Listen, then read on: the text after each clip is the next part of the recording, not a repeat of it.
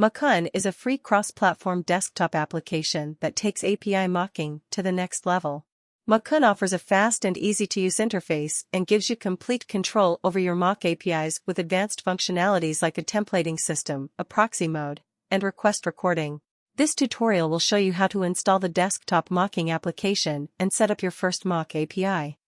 Mockoon is available on the 3 major operating systems, Windows, Mac OS, and Linux. Visit the download section on the home page to download the binary or installer for your operating system.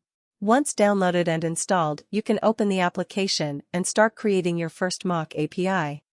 After launching the application for the first time, you will find a demo mock API, also called environment, in Mockoon.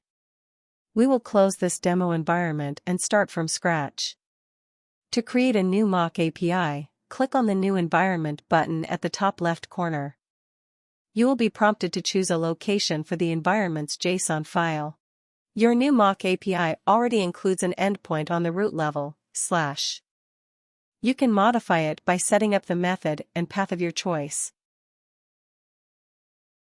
You can further customize your endpoint by adding some custom headers, changing the status code, or adding a body, here, a fake JSON user. Now that your endpoint is ready, you can run your mock API. For this, click on the green play arrow in the header. Your mock server is now available on localhost, on port 3000.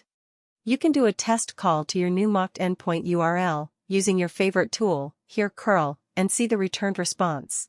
Congratulations! You created your first mock API endpoint.